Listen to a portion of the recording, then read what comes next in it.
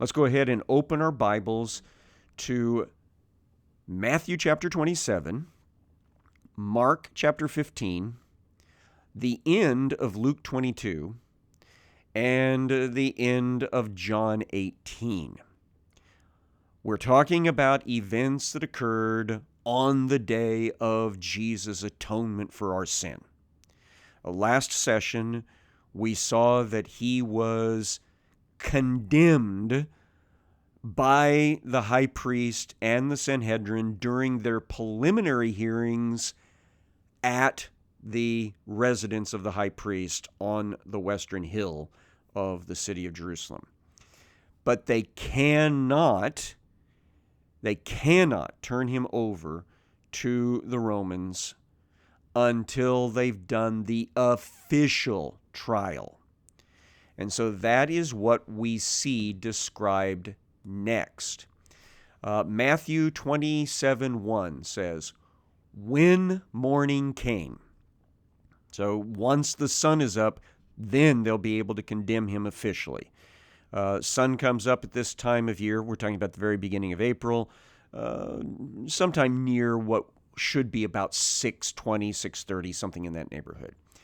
So the trial was probably, the preliminary hearing part was finished probably as it started getting light outside, probably about an hour earlier.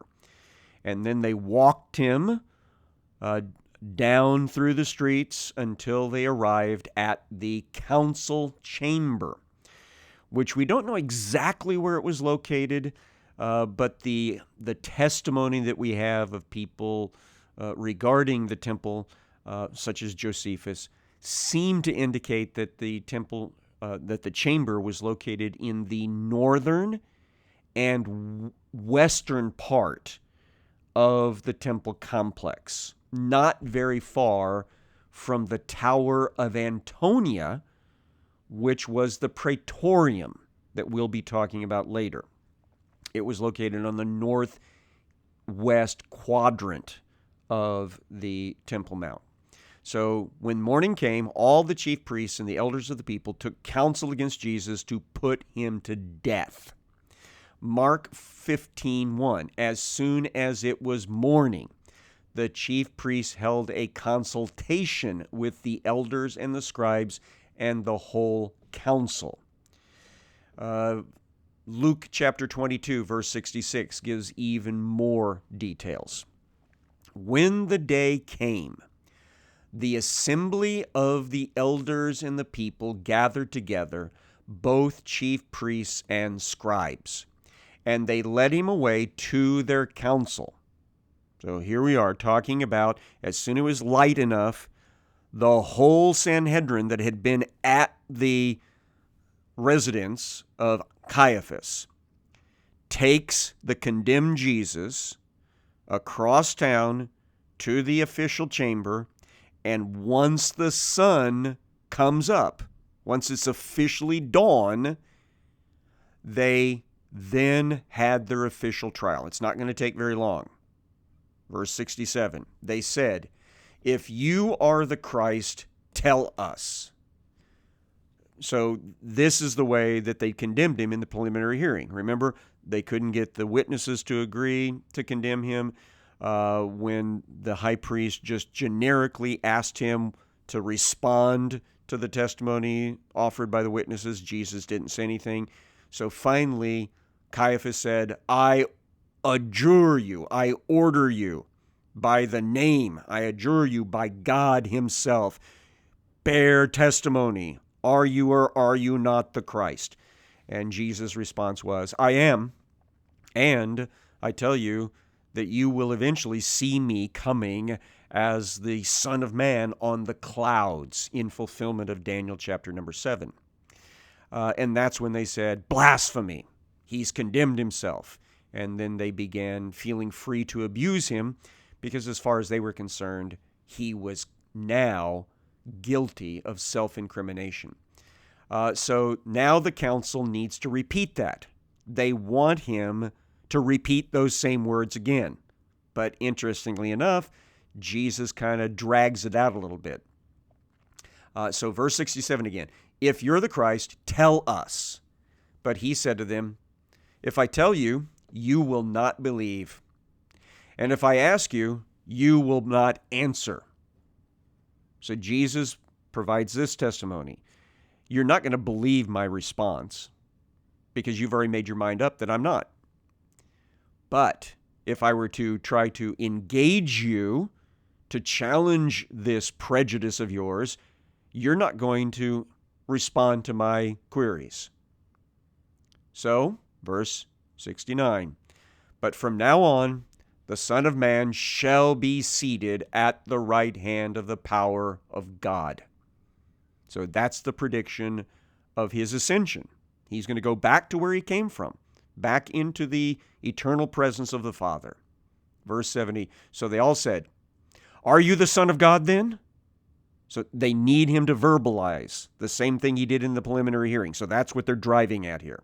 And so he said to them, you say that I am. That's our English Standard Version treatment of the wording here. I'd like to share with you what it literally says. It says, you say that I am. And so that's what we see here in the text, but it's possible that it could be translated something like this. It is as you say. I am.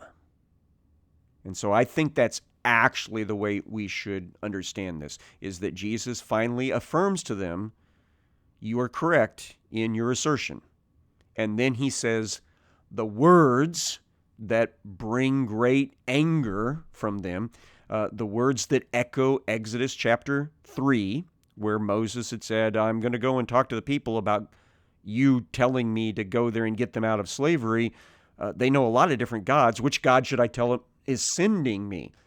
And God's response was, I am whom I am.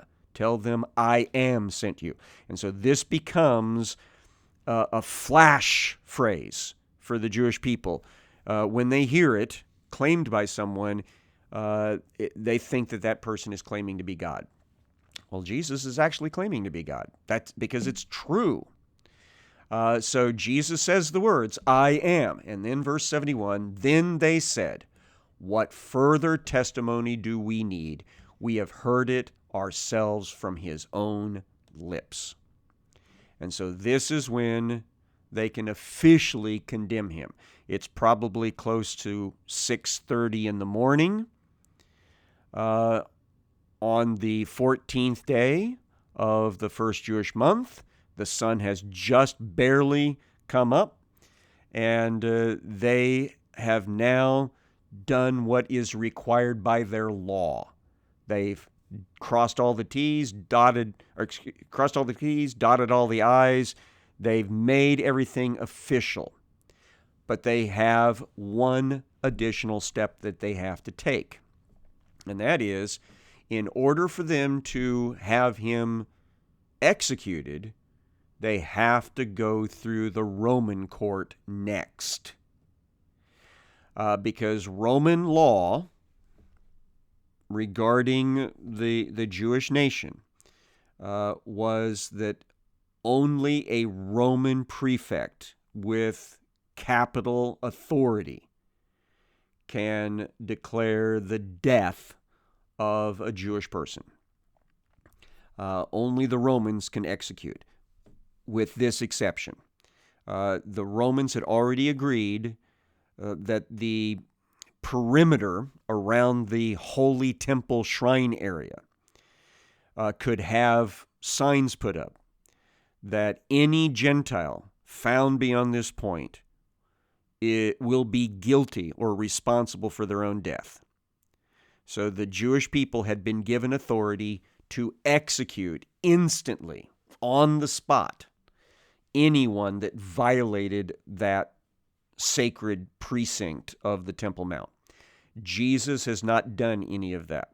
So they cannot claim that they could kill him, stone him for that offense.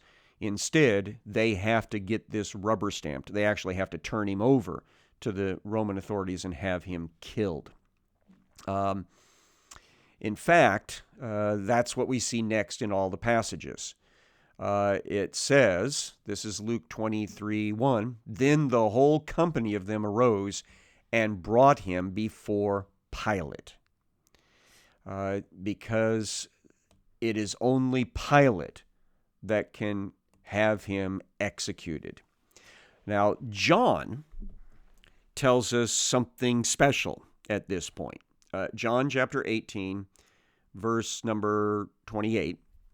It starts, first of all, at the residence of Caiaphas. It skips the stop at the assembly hall, the council hall, because that was only a matter of minutes, maybe 5 minutes at the most. It says, then they led Jesus from the house of Caiaphas to the governor's headquarters, the praetorium. And this is the Tower of Antonia, which was like a palace itself. And it sits on the northwest quadrant of the Temple Mount, and it was where the security forces of the Roman government were stationed to keep the peace in the city of Jerusalem. This complex of the Antonia Tower actually had 4 tall towers at the 4 corners of it, and the southeast tower was near the center of the north wall of the temple complex. And it was, as I think, twice the height of the other towers of the Antonia. And it was basically the same height as the top of the temple building tower. And so they were able to put spotters up in these towers, particularly this southeast tower of the 4, and they could keep an eye on everything going on down in the temple complex to make sure that they could have rapid response forces jump in there if there was any trouble coming.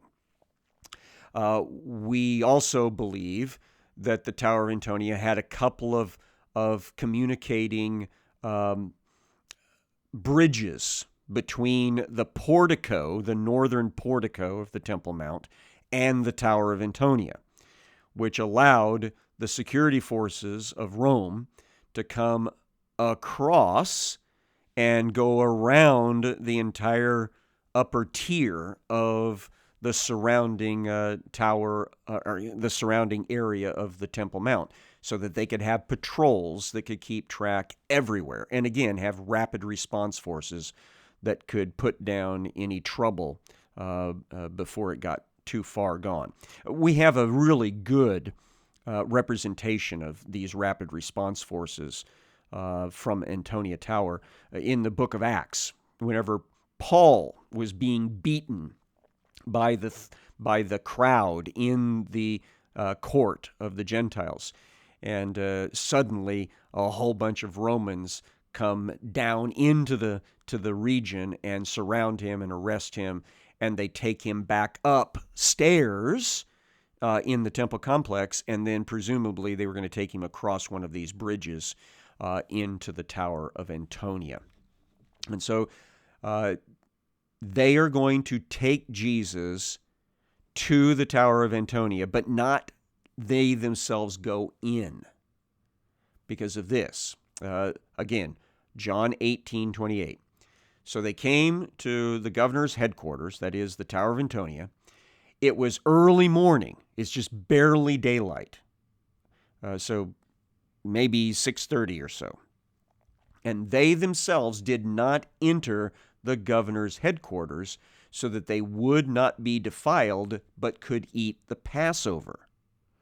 Remember that for Jewish religionists, like the Pharisees, and they're part of this group, to go into a place that belonged to Gentiles, which the Tower of Antonia does, just crossing the threshold made you ceremonially unclean, and it would take you overnight to go through the cleansing ceremonies.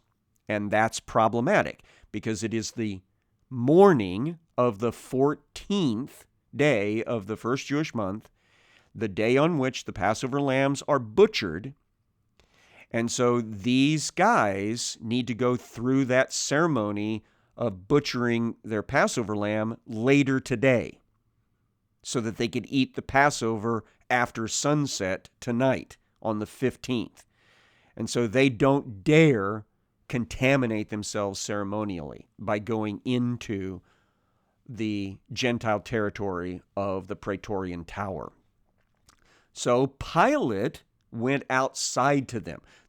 There are plenty of examples of accommodation that the Jewish people gained from the Romans during this time period.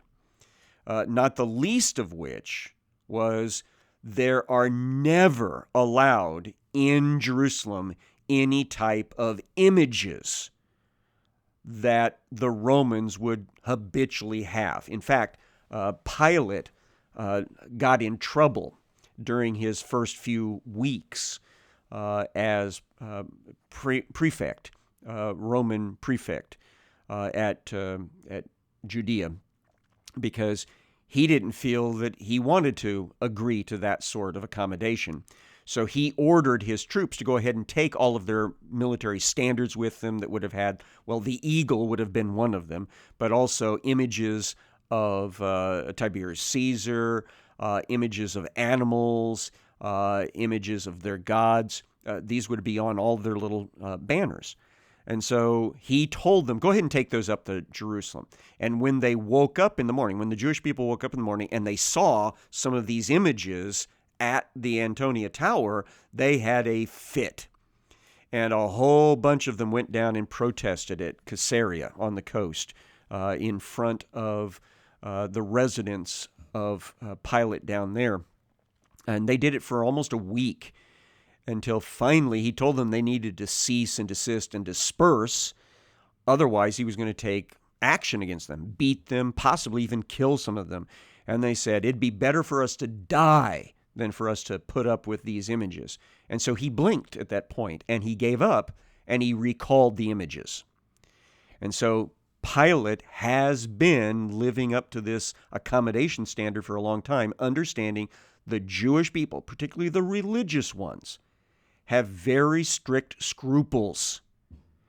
And Romans have to bend over backwards sometimes to accommodate that. And that included Pilate having to come outside the Praetorian walls in order to meet with the Sanhedrin members on this day. So, verse 29, so Pilate went outside to them and said, what accusation do you bring against this man? We can only guess at some of the attitudes here. My guess is that Pilate was also already irritated with these guys coming to him early in the morning. They didn't get him out of bed. He would have already been up to take care of things. That's just the Roman way.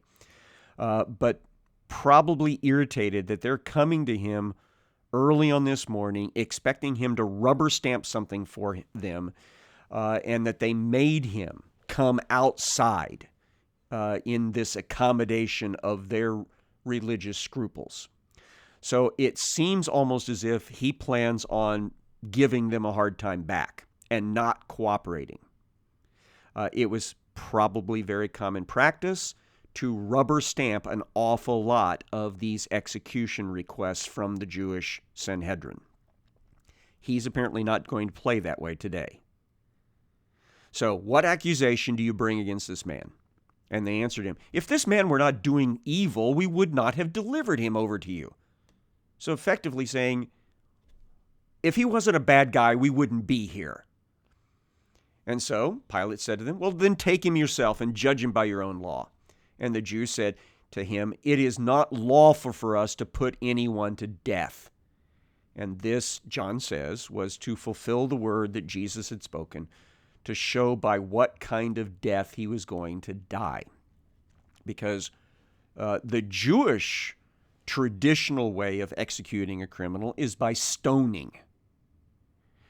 But now that the Romans are controlling execution, It will be by crucifixion for anyone that is a non-citizen.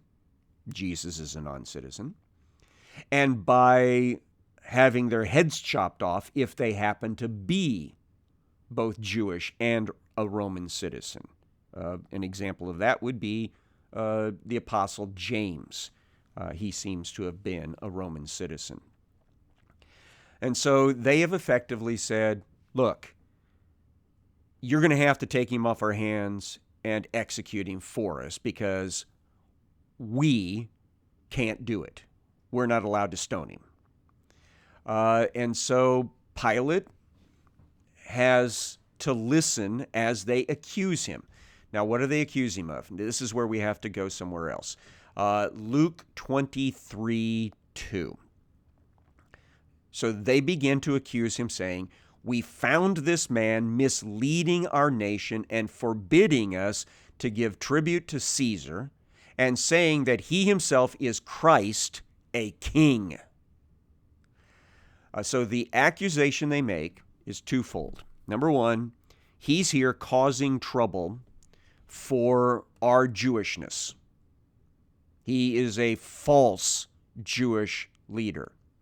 But of more importance to you, a Roman, he's been telling us that we shouldn't pay tribute to Caesar, and he's been claiming that he's a king, that he's the king of the Jews. Now, has he actually said those two things? Well, no. Actually, when they challenged him about the paying of tribute to Caesar, he told them, well, you pay to Caesar the image that's due to Caesar, his coinage. But you give to God the image that belongs to him. That'd be you. So he's not telling them not to pay taxes. That's a flat-out lie. But they probably thought it would motivate Pilate. The other thing is he's claiming to be Mashiach. He's claiming to be the Christos. He's claiming to be the Messiah, the Christ, which would be the king of the Jews in prophecy. Well, the kings of the Jews are designated by the Romans during this period of history. So for someone to put off this idea that they were the king of the Jews without having Roman stamp of approval on that would be treason. And so that would be a good charge for the Romans to execute him on. So has Jesus claimed to be Messiah? Yes. Is he claiming to be the king, like a king of the Jews like Herod had been? No. And so that is where Pilate interviews him. John chapter 18, verse 33.